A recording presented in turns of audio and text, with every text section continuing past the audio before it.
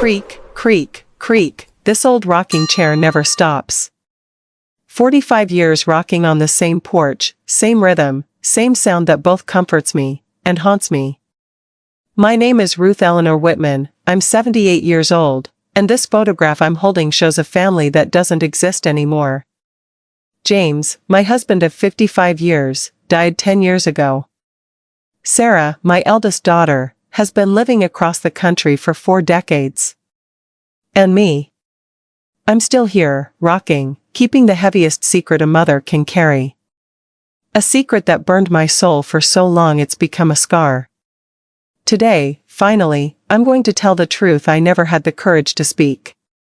It was October 1978. I was 31 years old and lived in rural Tennessee, in a little white house with a porch that James built with his own hands when we got married. Every board, every nail, every window, he made it thinking of me, thinking of the family we were going to create together. And we did, my lord, how we did. We were happy, you know? That simple kind of happiness that only folks who lived in the country know. Happiness without rush, without luxury, but with deep roots. James would wake up at 5 in the morning to work at the sawmill, and I'd hear his boots on the wooden floor, always trying not to wake me. But I'd wake up anyway, and lay there listening to him drink his coffee, hearing the door close, hearing that old pickup truck coughing until it caught. Then I'd get up, make coffee for the younger ones, tend to the garden where we grew tomatoes, corn, okra, everything we needed to live well. I'd sew, clean, cook, and when the sun started to set, I knew I'd soon hear that pickup coming back down the dirt road. James would come home tired, but always with a smile for me. Always. Sundays we'd go to the Baptist church where we first met 15 years earlier. I was a 16-year-old girl singing in the choir, he was an 18-year-old boy who couldn't take his eyes off me during the hymns.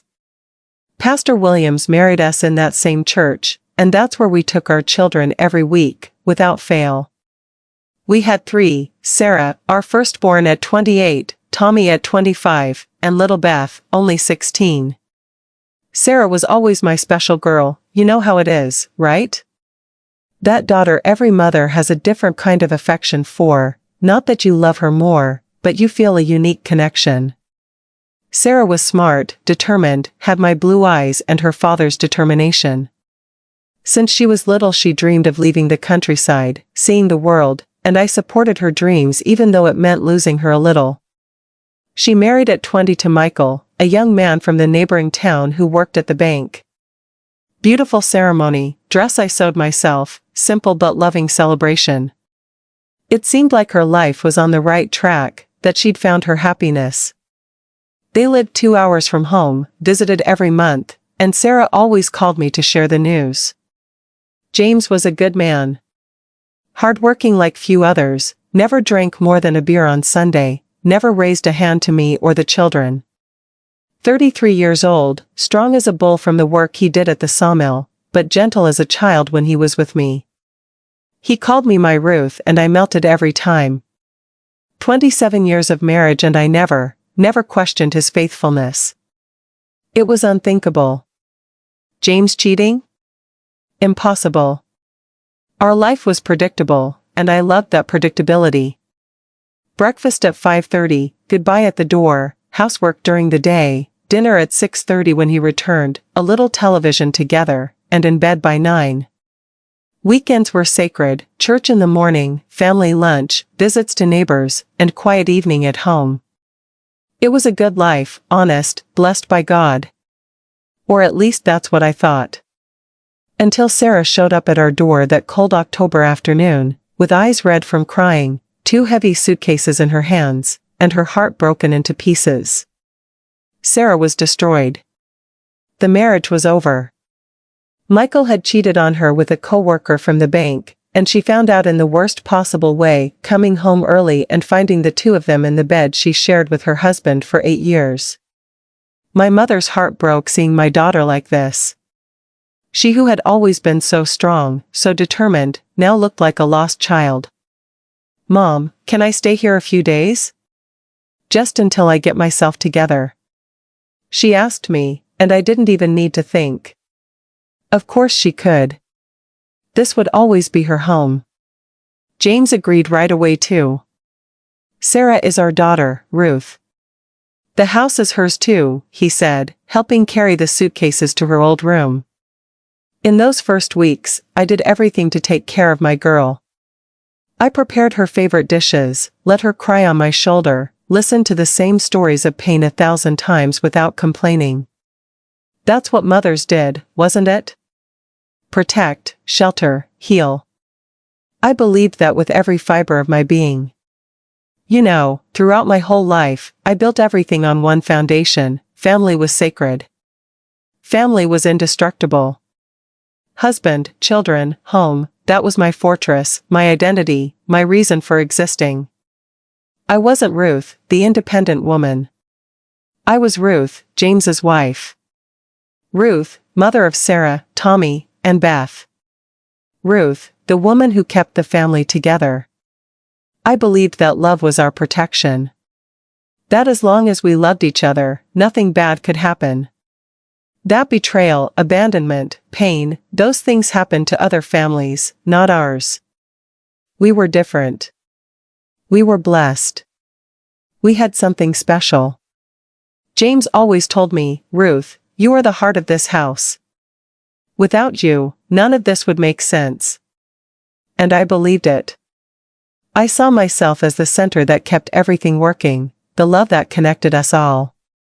When Sarah got married, when Tommy left to work in Nashville, when Beth started dating, I was always there, being the anchor, being the certainty. That's why, when Sarah came back hurt, my instinct was to do what I always did: protect, heal, restore.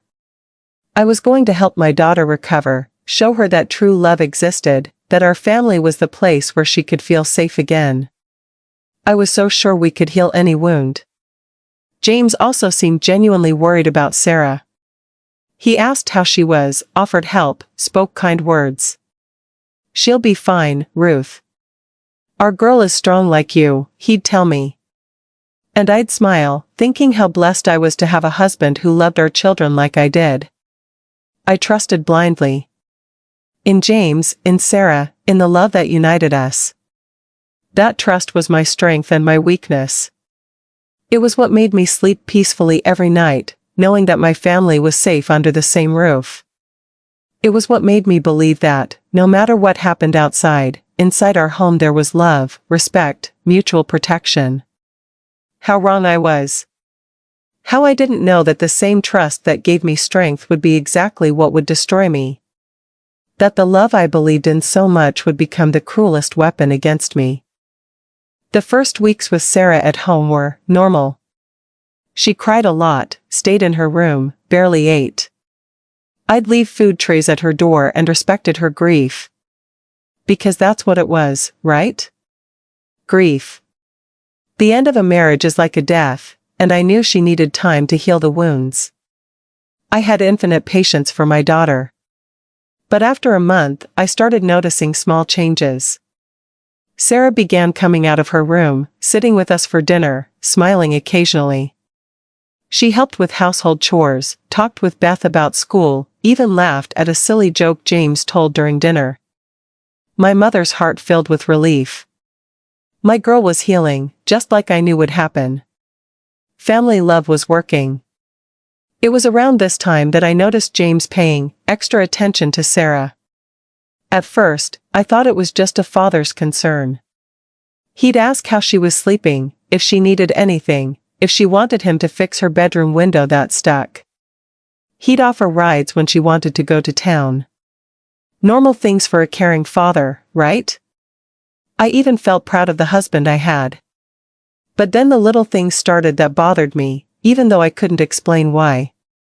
James would spend more time talking with Sarah in the kitchen in the morning, before going to work. I'd hear them talking low, laughing low, and when I'd enter, the conversation would stop immediately. We were just talking about the weather, one of them would say, but there was something in the air, a tension, an intimacy I couldn't identify. Sarah also changed with me. Not obviously, but subtly. She'd avoid my eyes sometimes, get nervous when I asked simple questions about how she'd spent her day. If I asked where she'd been, the answer came too quick, too rehearsed. Once I came to the porch and found her and James sitting very close on the swing, talking. Nothing wrong with that, right? But when they saw me, they separated too quickly, like I had interrupted something intimate. "What were you talking about?" I asked, trying to sound casual, but feeling a strange pang in my chest. "James was telling me about work at the sawmill," Sarah answered, but her voice sounded studied. Like she had rehearsed the answer. James just nodded and quickly changed the subject. "Ruth, didn't you say you were going to make that orange cake today?" I started noticing other things that had previously gone unnoticed. James would come home and greet Sarah before greeting me. Not always, but frequently enough for me to notice. He'd offer help for her to carry anything, even if it was an empty cup. If she commented that she liked some music on the radio, the next day James would tune to exactly that station. Once he brought wildflowers home and said they were for the women of the house, but he handed them to Sarah first, looking in her eyes for a second too long. And Sarah, my Sarah, started dressing up more. Not just the red lipstick, but clothing combinations that highlighted her beauty, necklines she hadn't worn in years, perfumes she'd borrow saying hers had run out, but I could see the full bottle in her room. She just wanted to use my perfume so James would associate that scent with me, not her. A cruel and intelligent strategy that made me realize how calculated, planned this betrayal was, not a momentary impulse, but a cold and conscious decision. The final straw was on a Thursday in November. I woke up to get water and saw light on in the kitchen. It was 2 a.m. I went down slowly, stepping on the edges of the steps to not make noise, and heard low voices, James and Sarah, sitting at the table, drinking coffee. Coffee. At 2 a.m. I stayed hidden behind the stairway wall, heart beating hard, trying to listen, but they spoke so low I couldn't understand the words. Just the intimacy of the tone. Just the way they laughed quietly. Just the comfortable silence between sentences. I stayed there for 10 minutes, freezing cold, until they got up. I ran back to the bedroom and pretended to sleep when James came up 20 minutes later. When I asked the next day, he said he had insomnia and Sarah came down to keep him company. "Didn't want to wake you, my Ruth." And he gave me a kiss on the forehead, like he always did. But for the first time in 27 years of marriage, that kiss burned me like fire. Something was very wrong in my house. In the days that followed, my mind became a battlefield where during the day, when I was busy with household tasks, I could convince myself I was imagining things. "Ruth, you're being silly," I'd tell myself while hanging clothes on the line. "James has loved you for 27 years, Sarah is your daughter, what nonsense is this that you're thinking?" But at night, when the house got quiet and I lay beside James, the suspicions returned like ghosts. I'd stay awake, listening to his breathing, wondering if he was really sleeping or just pretending. I'd study his face in the dark, looking for signs of guilt, of lies, of I don't know what. He seemed like the same James as always. Was I going crazy? I started questioning every small interaction. When James offered to get firewood and Sarah volunteered to help, was it just family kindness or was there something more? When they laughed at something I hadn't heard, was it an innocent joke or a secret intimacy? Every gesture, every look, every word started having two meanings in my head. The worst part was that I felt guilty for having these suspicions. What kind of woman distrusts her own husband and daughter? What kind of mother imagines horrible things about the daughter who just came out of a destroyed marriage? I felt dirty just thinking these things. It was as if the thoughts themselves were a sin. At church, the following Sunday, I could barely pay attention to Pastor Williams's sermon. He talked about trust, about faith, about not judging others. I wondered if God was sending me a message. Should I simply trust? Was this distrust a test of my faith, and was I failing miserably? Sarah sat between me and James during service, like we always did when she was a child, but now, every time she leaned to whisper something in his ear, my stomach would turn. When they shared the hymnal, their fingers touched for a second longer than necessary, or at least that's what it seemed to me. I no longer knew what was real and what was paranoia. At home, I tried to act normally. I prepared James's favorite meals, talked with Sarah about her future plans, cared for Beth like I always did, but inside, I was disintegrating. It was like living two lives. The same old Ruth, devoted wife and mother, and this new Ruth, suspicious and tormented, who analyzed every detail looking for clues of a betrayal I hoped didn't exist. I tried talking to God. I'd kneel in my room every night and ask for signs, ask for clarity, ask for peace. Lord, if something is happening, show me. If there's nothing, take this darkness from my heart. But God remained silent, and I continued lost between faith and suspicion. One afternoon, when James came home from work, he brought apples from town. Sarah commented that she was craving apple pie, and he smiled in a different way. I knew you'd like them, he said. How did he know? Since when did James pay attention to what Sarah wanted to eat? Since when did he bring specific gifts for her? My heart started beating faster, but then Sarah hugged me and said, "Mom, you make the best apple pie in Tennessee. Can I help you?" And for a moment, she was my little girl again. Maybe I really was imagining everything. Maybe her divorce pain was making me paranoid, making me see problems where there weren't any. I made the pie with Sarah that afternoon. We stayed in the kitchen, peeling apples, talking about recipes, about memories of when she was little. For a few hours, I felt like the mother I always was, but when James arrived and tasted the pie, he looked at Sarah and said, "It's delicious, you two are a perfect team," and there was something in the way he said "you two," as if we were equals, as if we were women competing for his attention, not mother and daughter. That night, lying in bed, I made a decision. I was going to observe more closely. I wasn't going to accuse anyone, wasn't going to make a scene, but I was going to pay attention. If something was happening, I'd find out. If there was nothing, my conscience would be clear and I could go back to being the Ruth I was before. But deep in my heart, in a dark part one didn't want to admit existed, I already knew the truth. That woman married for 27 years, that mother who knew every sigh of her children. That Ruth who always trusted her instincts, she already knew. What I didn't know was if I'd have the courage to face that truth when it finally revealed itself completely, and more than that, what I would do when I could no longer pretend I didn't know.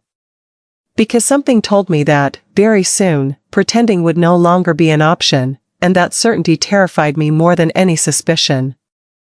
The decision came on a Friday in December. When I woke up at 5 in the morning and James wasn't in bed, I went down to make coffee and found him in the kitchen, already dressed, drinking coffee he'd made himself. "I'm leaving early today, Ruth. The sawmill guys want to finish a big order before the weekend," he told me, but it was the first time in 27 years that James left before 6. Something didn't add up. And when I asked what time he'd be back, he hesitated, maybe only late afternoon. "There's a lot of work." He gave me a quick kiss on the forehead and left, leaving behind a smell of aftershave he hadn't used in months. I stood there, cup in hand, feeling that something had changed definitively, and it was at that moment I made the most difficult decision of my life. I was going to find out the truth, whatever it cost, because living in uncertainty was killing me inside, was transforming me into a woman I didn't recognize, was poisoning every moment of my life with suspicions that ran through my veins like acid. Sarah came down an hour later, already dressed, with that red lipstick again. "Mom, I'm going to town today. Need to sort out some things," she said, avoiding my eyes, and I asked what kind of things. "Oh, divorce documents, those boring bureaucracies," but her voice sounded rehearsed again, and when I asked if she wanted me to come along, she said quickly, "You don't need to, Mom, it's quick stuff," and left before I could ask anything else. I was alone at home with Beth, who left for school at 7, and for the first time in months, I had time to think without interruption, without having to pretend everything was fine, without having to smile and cook and clean while my world silently crumbled. And that's when I realized, I had two choices. Either I continued pretending I didn't see anything, didn't feel anything, didn't suspect anything, and went slowly insane while they deceived me in my own house, or I took control of the situation and found out the truth, even if that truth destroyed me. I decided to follow my instinct, that same instinct that told me not to trust completely, that made me wake up in the middle of the night with my heart racing, that made me observe every gesture, every word, every look between them, and I started paying attention in a different way, no longer as a woman in denial, but as an investigator of my own life. I started noticing that James came home with a different smell sometimes, not just the wood smell from the sawmill, but something floral, sweet, as if he had hugged someone who wore perfume, and Sarah always took a shower when she returned from her trips to town, as if she wanted to wash away some evidence, and they never again talked quietly in my presence after that night I saw them drinking coffee at dawn. But that didn't mean they had stopped talking, it meant they had become more careful. One Tuesday, I pretended I was going to visit my sister in the neighboring town, but came back 2 hours later and saw James's pickup parked in our driveway at 2 in the afternoon, he who should have been working. I went up slowly through the side porch, the one that didn't make noise, and heard voices coming from the living room, James and Sarah, but I couldn't see or hear properly because they were talking low. I stayed there for about 5 minutes, heart beating so hard I thought they would hear, until I heard footsteps approaching and ran to the car, drove to my sister's house for real and stayed there until the normal time to return. When I got home, James was in the workshop fixing something and Sarah was in the kitchen peeling potatoes for dinner. Both acted normally, but there was a tension in the air, as if they knew I had been there earlier, or as if I was so paranoid I could feel guilt where maybe there was nothing. The following Thursday, I tried again. This time I left the car on the road and walked close to the house, hid behind the barn and stayed watching. After an hour, I saw Sarah leave through the back door and walk to the workshop where James was. She went in and closed the door. I stood there, frozen in December cold, watching that closed door and imagining what was happening inside. 15 minutes later, Sarah came out first, fixing her hair. And 5 minutes later James also came out, cleaning his hands on a towel in a way that was too casual, as if he wanted to seem like he was just working. That night, during dinner, I observed them with new eyes, saw how Sarah avoided looking at me directly, how James was more talkative than normal, telling sawmill stories with unnecessary details, as if he wanted to fill all the silences so I couldn't ask questions, saw how the two of them didn't look at each other once during the entire meal, which was strange because before they talked normally, and I realized that their excessively normal behavior was actually abnormal, because people who have nothing to hide don't need to try so hard to seem natural.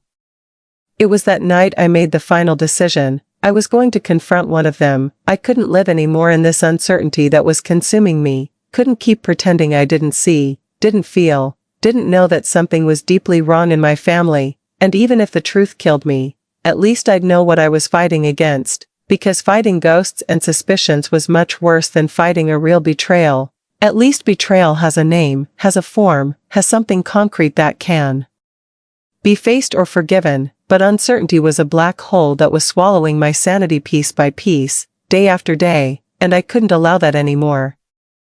From that moment on, my life became a constant performance where I had to pretend I was the same old Ruth while inside I prepared for the confrontation I knew was inevitable, and they were also acting. James continued being the attentive husband who kissed me in the morning and asked about my day at night. Sarah continued being the wounded daughter who needed shelter and care, but now I saw the falseness behind every gesture, every word, every forced smile they gave me. It was as if our house had become a theater where we all had roles to play. I was the ignorant wife and mother who knew nothing. James was the faithful husband and dedicated father. Sarah was the vulnerable daughter seeking protection. But underneath this performance, there was another play happening, a dirty, secret play that I could only see from the corners of my eyes, through gestures they thought I didn't notice, through silences that spoke louder than any words. I started mentally documenting everything I saw, like a detective of my own betrayal. On Monday James arrived 20 minutes late and said the truck broke down, but his clothes were too clean for someone who fixed a truck. On Tuesday Sarah went to town in the morning and came back in the afternoon with her nails done. I asked where she had them done and she stammered before answering that a friend did them at home. But what friend? Sarah didn't have close friends in town. On Wednesday I found a crumpled paper in James's pants pocket. It was a shopping list in handwriting that wasn't mine or his. It was Sarah's handwriting, with items we didn't normally buy: perfume, breath mints, imported beer that James never drank in his life. On Thursday, they started being bolder or more careless, I don't know. During lunch, Sarah commented that she wanted to go to the movies to see a new film. James immediately said he also wanted to see that movie. How about they go together?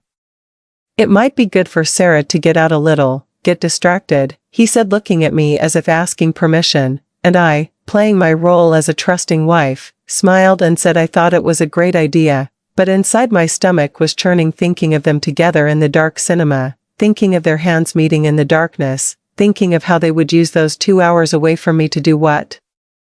They went out together that night, came back late. James said they stopped to eat something after the movie. Sarah said the movie was good but forgot the name when I asked. And when I asked what kind of food they ate, the two exchanged glances quickly before James answered sandwiches. But Sarah at the same time said pizza, and they had to laugh and pretend it was confusion because they ate both things. But I saw the panic in both their eyes in that second of hesitation. On Friday morning, I woke up early and saw James choosing his clothes more carefully than normal. He who always wore any clean shirt he found, was comparing two shirts, smelling the collar, running his hand through his hair several times in the mirror, and when I asked if there was any special event at the sawmill, he said no, that he just wanted to take better care of himself. A beautiful woman like you deserves a well-presented husband. And he gave me a longer kiss than normal, but that kiss tasted like lies, had the texture of guilt, and I held myself back from pushing him away right then. Sarah also started dressing differently, not just the red lipstick, but clothing combinations that highlighted her beauty, necklines she hadn't worn in years, perfumes she'd borrow saying hers had run out, but I could see the full bottle in her room. She just wanted to use my perfume so James would associate that scent with me. Not her, a cruel and intelligent strategy that made me realize how calculated, planned this betrayal was, not a momentary impulse, but a cold and conscious decision.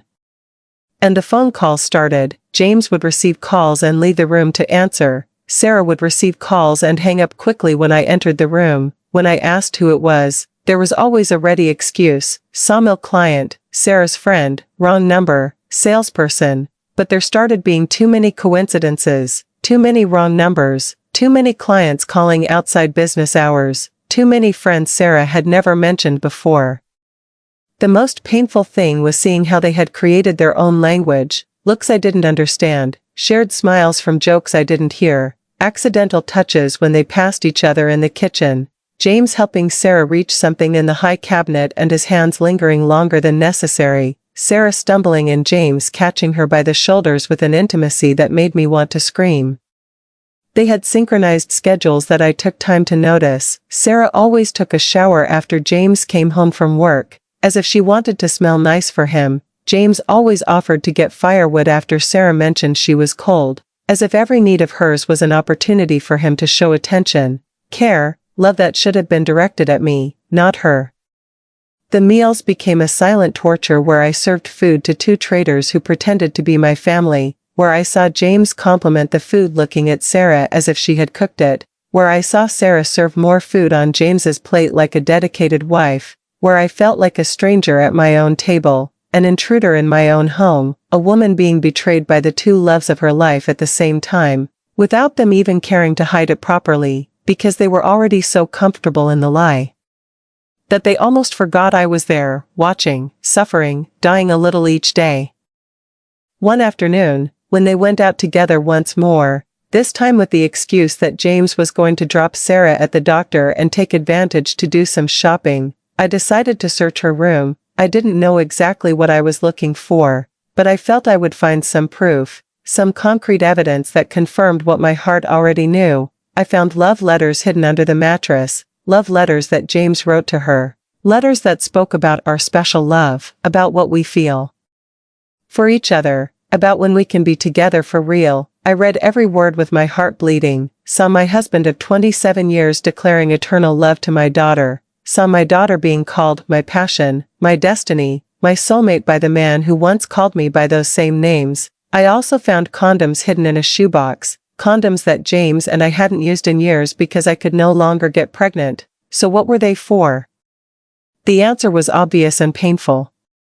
I put everything back exactly as it was, but mentally photographed every word of those letters, every detail that confirmed that my life, my marriage, my family was a gigantic lie, that I was living in a deception for months, being made a fool in my own house by the two people I loved most in the world. But even with all the evidence, part of me still wanted to believe there was an explanation, that I was interpreting wrong, that maybe they were old letters, that the condoms were for something else, that I was seeing betrayal where there was just what? I could no longer find innocent explanations for what I saw, and that was when I realized I was no longer investigating suspicions. I was just collecting courage to accept a reality I had known for weeks. The following weeks were hell of pretending, where every day I woke up hoping everything was a terrible nightmare, and every night I went to sleep knowing it was real, that my family had transformed into a cruel performance where I was simultaneously the victim and the audience, watching my own destruction in real time, but unable to scream, unable to stop the show, because there was still a part of me that hoped to be wrong, that wished there was a magical explanation that would save everything I believed about my life. They became bolder, or maybe I had become more sensitive to notice, but things started happening that were impossible to ignore. James came back from work on a Monday with scratches on his neck that he said were from branches when he went to get wood in the woods, but the scratches were in places branches wouldn't reach, and Sarah wore long nails that week, a coincidence that made me feel physical nausea. Imagining my daughter scratching my husband in a moment of passion was an image that burned my mind like hot iron. Sarah started wearing different underwear I saw when she hung clothes, laces and colors she never had, expensive lingerie we couldn't afford with James's salary, and when I asked where she had bought them, she said they were gifts from a friend, but what friend gives expensive lingerie as a gift? And why would someone buy beautiful lingerie for a recently divorced woman who lived sad and reclusive? Unless that lingerie had a purpose, a man to impress, a love affair to feed with seduction and beauty. Sundays at church became a complete farce, the three of us sitting in the same pew, singing the same hymns about love, fidelity, and family, while I knew two of them were living in sin, lying to me, to God, to the entire congregation that saw us as an exemplary family. And the worst part was that they could sing, could smile, could squeeze my hand during prayers as if nothing was happening, as if their hearts weren't full of guilt and lies, or maybe they were so lost in sin they didn't even feel guilt anymore. Maybe what they felt for each other was so strong it had erased any sense of right and wrong, any love and respect they had for me. I started having nightmares, dreams where I found the two of them together in my own bed, dreams where James told me he had always loved Sarah more than me, dreams where Sarah laughed in my face and called me old and ugly, dreams where the whole town knew about the betrayal except me, where I was the only idiot who still believed she had a family, and I'd wake up sweaty, heart racing, looking at James sleeping beside me and wondering if he dreamed about her, if he made love to me but thought of her, if every kiss he gave me tasted like my daughter's mouth. The tension in the house was so heavy that even Beth, only 16, started noticing something was wrong. She asked me if James and I were fighting, if Sarah was leaving soon, why everyone was acting strange, and I didn't know what to answer, how to explain to a 16-year-old girl that her family was imploding because of a betrayal that went beyond anything an innocent mind could imagine. I started losing weight, losing appetite, having trouble sleeping. My body was reacting to the stress of carrying such a heavy secret, of living such a big lie, of pretending normalcy when my inner world was on fire, and James asked if I was okay, if I wanted to go to the doctor, with a concern that seemed genuine but I knew was just guilt masked as care, because how could he be really worried about me while betraying me with my own daughter? It was all theater, all performance, all lies upon lies upon lies, and I was at the center of this macabre performance, being the only honest person in a house full of traitors who pretended to love me while systematically destroying me, day after day, kiss after kiss, false smile after false smile. The moment that changed everything happened on a Thursday in January, when I came back from town early because the store was closed for inventory. I parked the car in the garage as always and entered through the kitchen door. The house was silent. I thought no one was there. But then I heard a noise coming from upstairs, footsteps, muffled voices. And I went up slowly, thinking maybe it was Sarah reorganizing her things. But when I reached the second floor hallway, my bedroom door was ajar, and I could hear, my God, I could hear moans, sighs, the bed creaking in the rhythm I knew so well after 27 years of marriage, and for a second my brain refused to process what was happening, because it couldn't be what I was thinking, it couldn't be them, not in my bed, not in my room, not in my house. But then I heard James's voice, that hoarse voice he made when he was excited, saying, Sarah, my girl, my love. And I heard her voice responding, James, my man, my daddy. And that word, daddy, coming from my daughter's mouth in a moment of sexual passion, made me vomit right there in the hallway, a bitter bile that burned my throat as much as reality was burning my soul.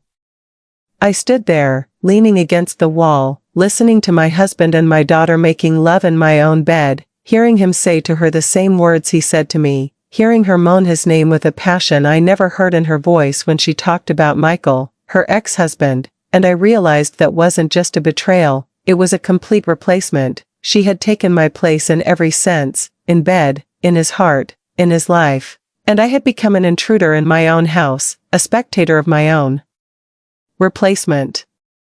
I don't know how long I stayed there, maybe 5 minutes, maybe an hour. Time lost meaning when your entire life collapses at once, but eventually the noises stopped. I heard them talking low, laughing, and I had to run downstairs not to be discovered. I left the house and spent 2 hours driving around town, crying, screaming alone in the car, hitting the steering wheel until I hurt my hands, because I needed physical pain to compete with the emotional pain that was tearing me in half.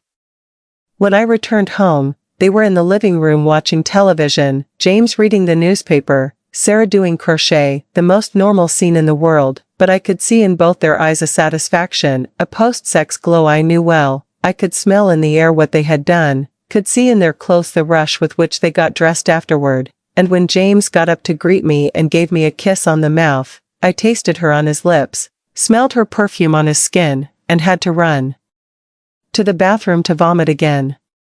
That night, James tried to make love to me, probably to ease the guilt or maintain appearances, but I made up an excuse about a headache and turned my back, because I couldn't bear the idea of those hands that had touched my daughter touching me too, couldn't bear that mouth that had kissed her trying to kiss me, couldn't share my husband with my own daughter, even though apparently he had already made that choice without consulting me.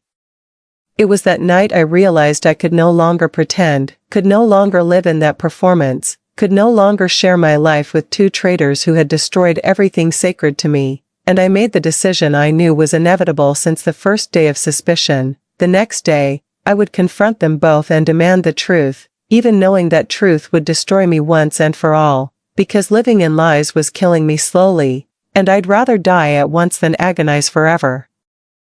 That Friday dawned different. I woke up with a cold determination I had never felt before. It wasn't anger. It wasn't sadness, it was a cutting clarity that told me the time had come to end that farce, but before confronting them, I wanted to observe them one last day knowing the truth. I wanted to see how they acted with me knowing I had discovered everything. I wanted to understand the level of their cruelty, if there was any remorse, any guilt, any love left for me, or if I had become just an inconvenient obstacle in the dirty love story they were living. James woke up as always, gave me the usual morning kiss, but today I knew those lips had kissed my daughter yesterday, that those hands had touched her body, that this man who had slept beside me for 27 years had become a stranger, a traitor, a liar who could look me in the eyes and say good morning, my Ruth, as if nothing had happened, as if he hadn't just destroyed our family, our marriage, my entire life with his selfish and sick choices. Sarah came down for breakfast with that smile I now knew was sexual satisfaction. She was radiant, more beautiful than she had been in months, and I realized that what I thought was recovery from divorce was actually the glow of a woman in love, a woman who was being loved, desired, courted by the man who should have been my husband, not her lover, and when she hugged me and said, "Good morning, Mommy," I felt like screaming that she no longer had the right to call me mother, that mothers don't Betray daughters, that daughters don't steal mothers' husbands. But I swallowed the scream and returned the hug, pretending for a few more hours that we were still a family. During breakfast, I observed every interaction between them with new eyes, saw how James served coffee to Sarah before serving himself, how Sarah smiled at him in a way she never smiled at any boyfriend, how they avoided looking directly at each other in my presence but could communicate through small gestures, a lover's language they had developed right under my nose, and I wondered how long this had really been happening, if it started when Sarah came home or if it had been going on before. If all her visits during marriage had other motives, if all the times James talked about our special daughter he was already in love with her. James left for work, but before leaving he whispered something in Sarah's ear that made her blush and smile, a secret between them that completely excluded me, and when he kissed me goodbye, I saw jealousy in Sarah's eyes, as if she wanted that kiss to be for her, as if I were the intruder stealing a moment that should have been hers. Such a sick inversion of reality that made me realize how they had managed to justify the unjustifiable in their sick minds.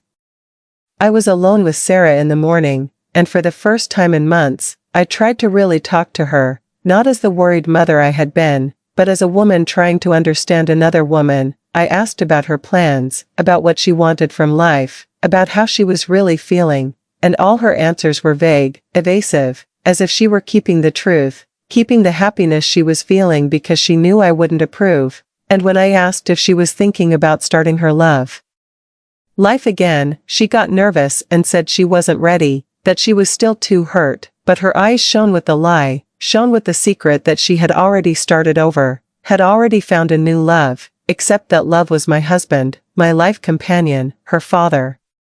In the afternoon, when James came back from work, I witnessed a scene that was etched in my memory forever. Sarah was on the porch when he arrived, and I saw through the kitchen window the moment they saw each other, the smile that opened on both their faces, the way James practically ran to her, as if he had spent the whole day thinking about that moment, and they hugged, a hug too long, too intimate, a hug of people who love each other romantically, not father and daughter, and when they separated, I saw James gently caress Sarah's face, a gesture so tender, so loving, that it broke my heart because I recognized that affection. It was the same affection he had for me in the early years of marriage, that passion I thought we had lost with time, but that actually he had transferred to her. My own daughter had become the repository of the love that was once mine.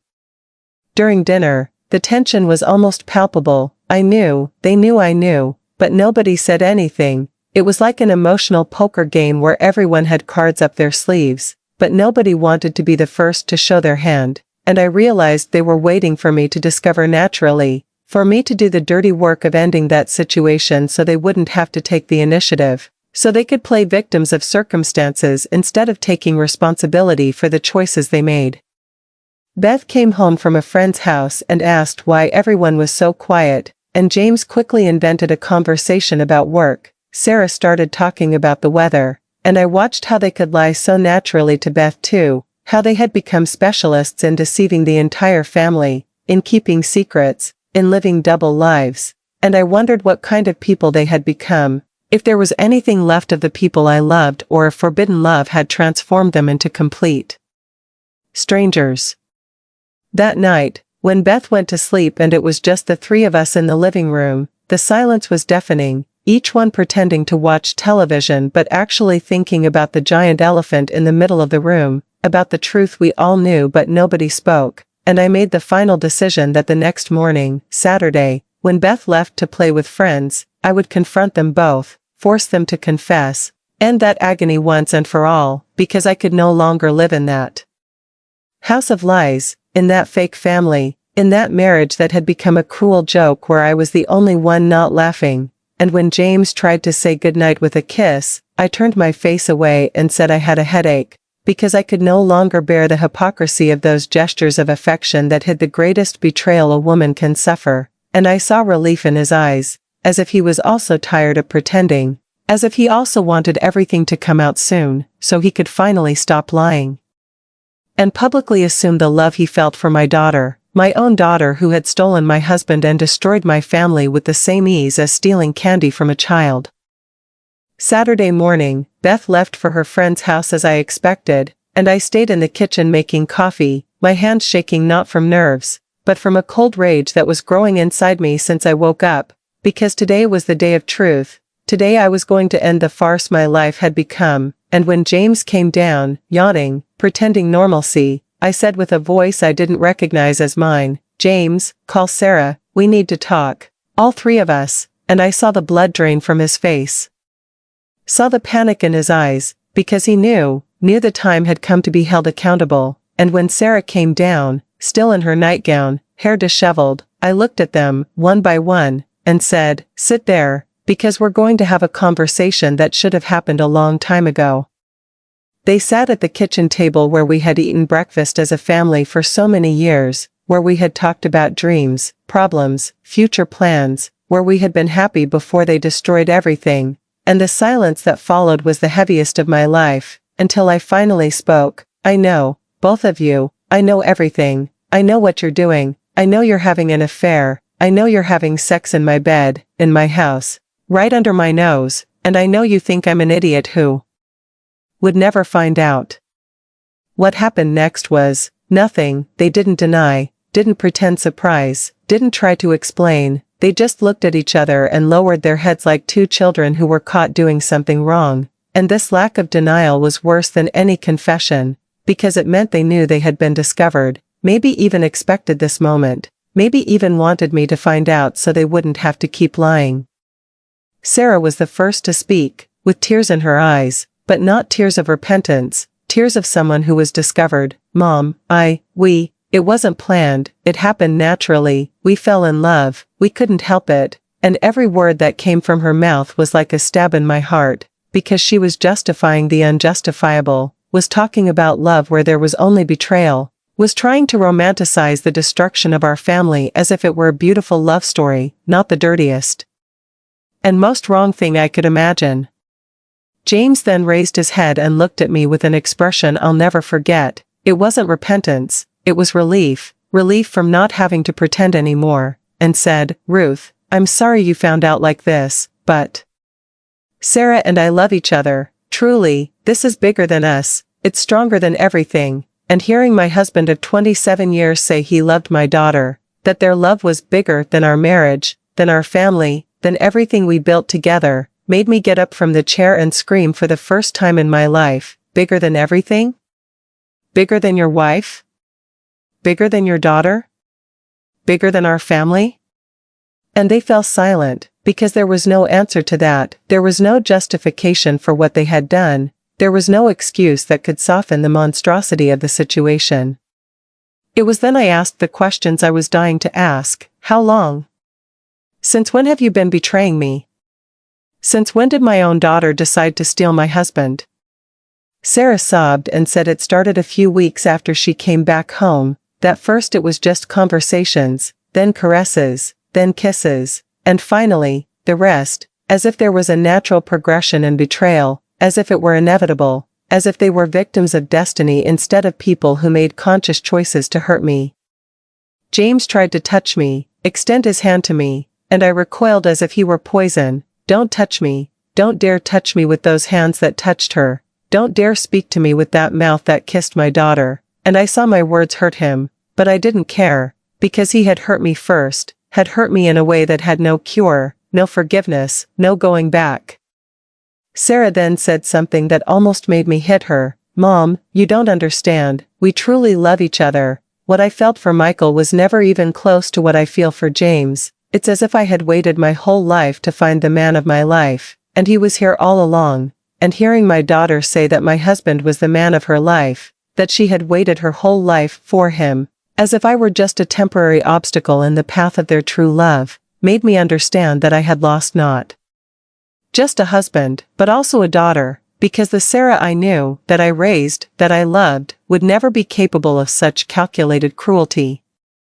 I asked James if he still loved me, if he had ever truly loved me, and he hesitated so much it was an answer in itself, before saying, "Ruth, I loved you, I love you as the mother of my children, as a companion, but what I feel for Sarah is different, it's passion, it's like I felt when I was young, it's as if she awakened a part of me that was dead, And hearing that I had become just the mother of his children, that our love had turned into companionship while my daughter received all the passion, all the desire, all the life that was left in him, was the final blow to my soul.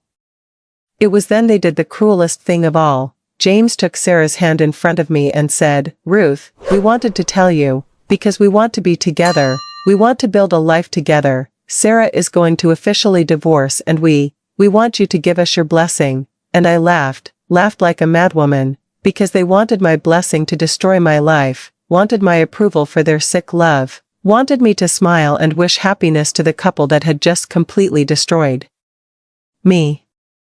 Blessing? I said, "You want my blessing for this disgusting thing you're doing? Do you think it's normal for a father to fall in love with his own daughter?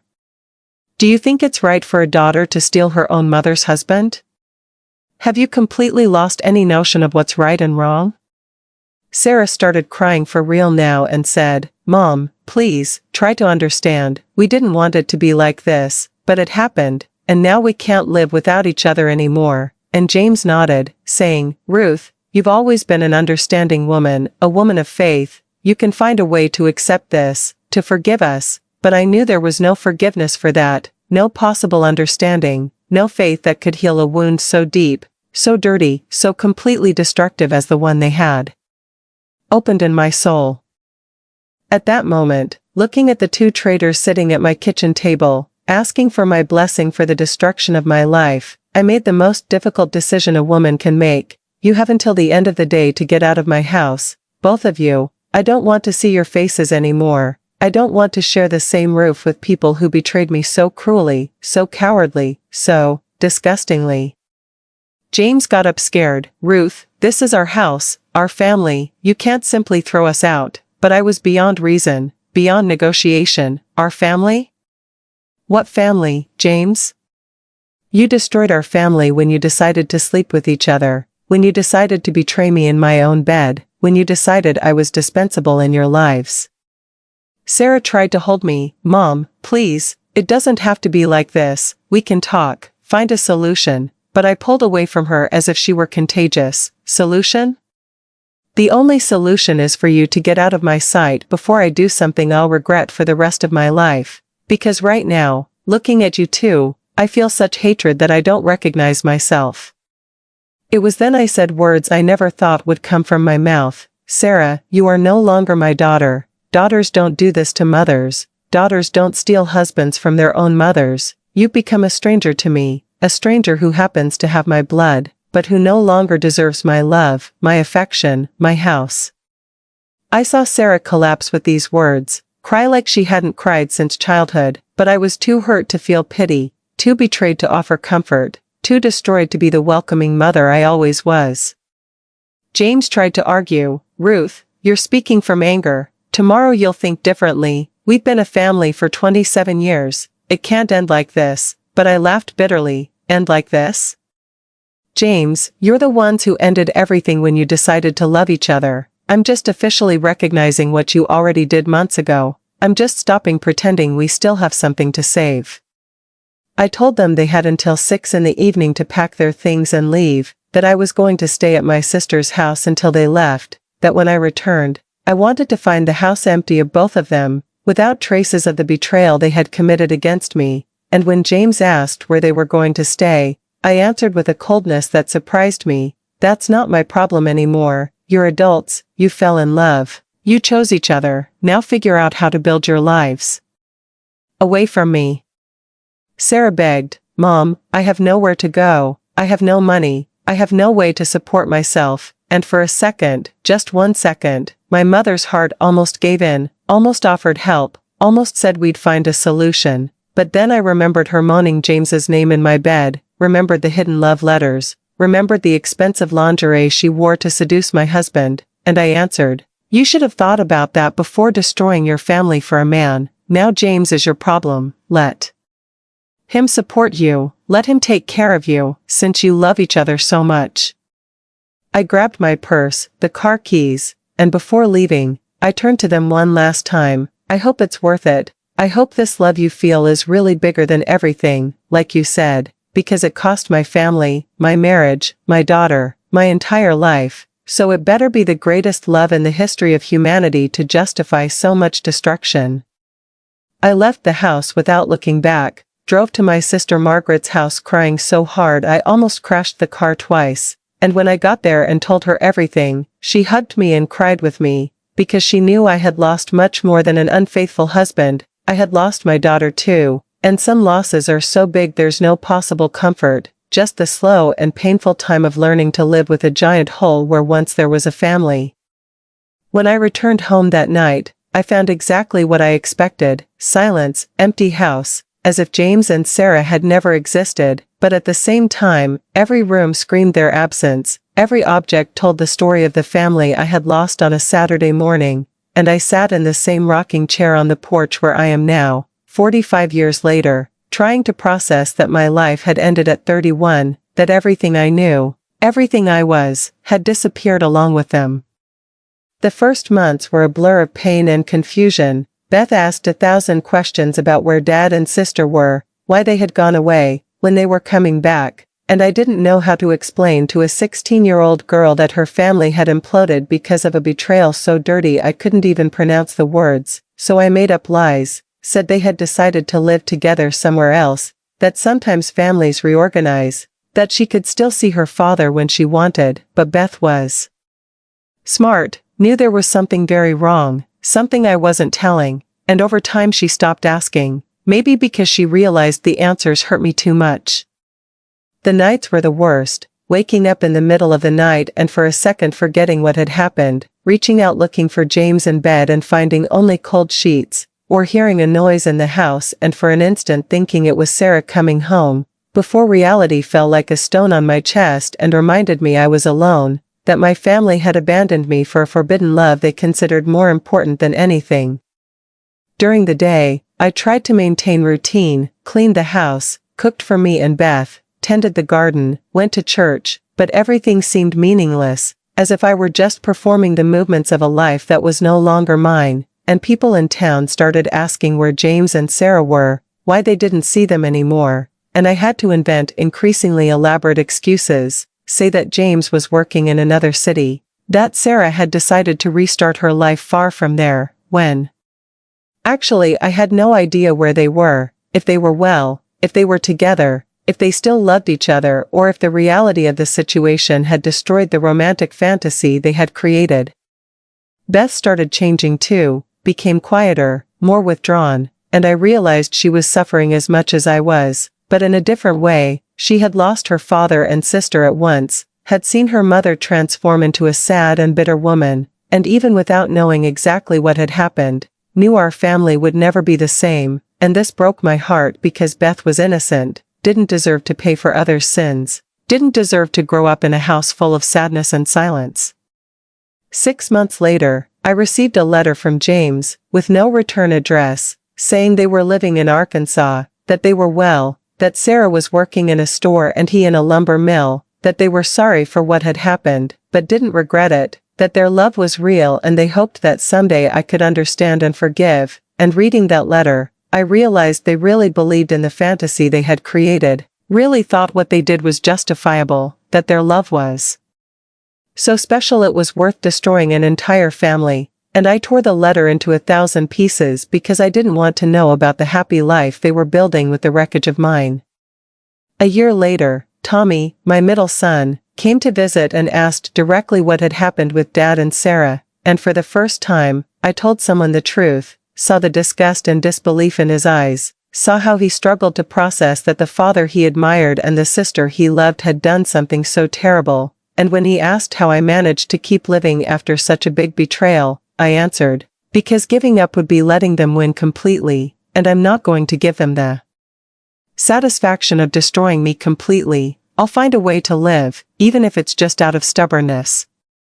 That's how I started my life over, at 32, as a single woman raising a teenage daughter, carrying a secret that weighed like lead on my chest, but determined not to let their betrayal define the rest of my story.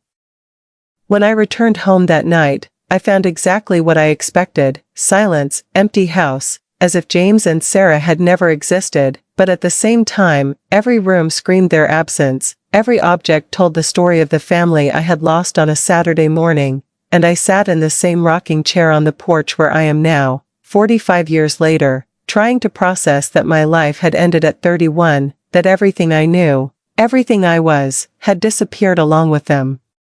The first months were a blur of pain and confusion. Beth asked 1,000 questions about where Dad and sister were, why they had gone away, when they were coming back, and I didn't know how to explain to a 16-year-old girl that her family had imploded because of a betrayal so dirty I couldn't even pronounce the words, so I made up lies, said they had decided to live together somewhere else, that sometimes families reorganize, that she could still see her father when she wanted, but Beth was smart, knew there was something very wrong, something I wasn't telling, and over time she stopped asking, maybe because she realized the answers hurt me too much. The nights were the worst, waking up in the middle of the night and for a second forgetting what had happened, reaching out looking for James in bed and finding only cold sheets, or hearing a noise in the house and for an instant thinking it was Sarah coming home, before reality fell like a stone on my chest and reminded me I was alone, that my family had abandoned me for a forbidden love they considered more important than anything. During the day, I tried to maintain routine, cleaned the house, cooked for me and Beth, tended the garden, went to church, but everything seemed meaningless, as if I were just performing the movements of a life that was no longer mine, and people in town started asking where James and Sarah were, why they didn't see them anymore, and I had to invent increasingly elaborate excuses, say that James was working in another city, that Sarah had decided to restart her life far from there, when actually I had no idea where they were, if they were well, if they were together, if they still loved each other or if the reality of the situation had destroyed the romantic fantasy they had created. Beth started changing too, became quieter, more withdrawn, and I realized she was suffering as much as I was, but in a different way. She had lost her father and sister at once, had seen her mother transform into a sad and bitter woman, and even without knowing exactly what had happened, knew our family would never be the same, and this broke my heart because Beth was innocent, didn't deserve to pay for others' sins, didn't deserve to grow up in a house full of sadness and silence. 6 months later, I received a letter from James, with no return address, saying they were living in Arkansas, that they were well, that Sarah was working in a store and he in a lumber mill, that they were sorry for what had happened, but didn't regret it, that their love was real and they hoped that someday I could understand and forgive, and reading that letter, I realized they really believed in the fantasy they had created, really thought what they did was justifiable, that their love was so special it was worth destroying an entire family, and I tore the letter into 1,000 pieces because I didn't want to know about the happy life they were building with the wreckage of mine. A year later, Tommy, my middle son, came to visit and asked directly what had happened with Dad and Sarah, and for the first time, I told someone the truth, saw the disgust and disbelief in his eyes, saw how he struggled to process that the father he admired and the sister he loved had done something so terrible, and when he asked how I managed to keep living after such a big betrayal, I answered, because giving up would be letting them win completely, and I'm not going to give them the satisfaction of destroying me completely. I'll find a way to live, even if it's just out of stubbornness. That's how I started my life over, at 32, as a single woman raising a teenage daughter, carrying a secret that weighed like lead on my chest, but determined not to let their betrayal define the rest of my story. And here I am, 45 years later, in this same rocking chair that creaks exactly like it creaked that terrible night in 1978, but now the sound doesn't torment me, it calms me, because I survived, because I'm still here rocking while they're gone, James dead for almost 30 years, Sarah living across the country, two people who were once my entire life but who are now just painful memories I learned to carry without them breaking me. The photograph I hold in my hands is no longer the same, now it's photos of my grandchildren, of Beth's smile, of the life I managed to rebuild from the wreckage they left, because I learned that betrayal can destroy a family, but doesn't have to destroy a woman, not if she's strong enough to reinvent herself, to find other meanings, other loves, other reasons to keep waking up in the morning.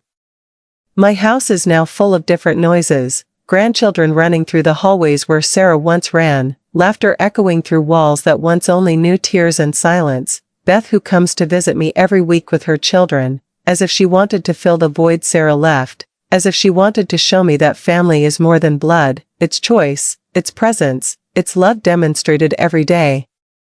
I never received letters from Sarah again after the one where she asked forgiveness, never knew if she remarried, if she had children, if she managed to be happy after James's death, and I discovered I don't need to know. That part of forgiving is also letting go completely, allowing people to follow their lives without you having to accompany, watch, judge or root for them.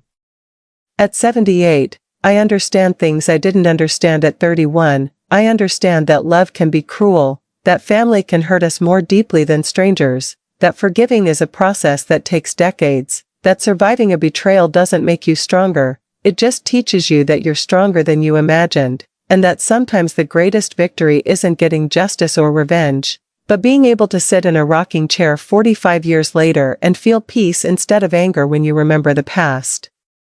This chair has seen me cry, scream, beg God, question my faith, but today it sees me at peace, not complete peace, because some wounds never heal completely, but possible peace, peace that allows me to tell this story without my heart bleeding like it bled before, because I finally learned that telling the truth is the only form of liberation we have left.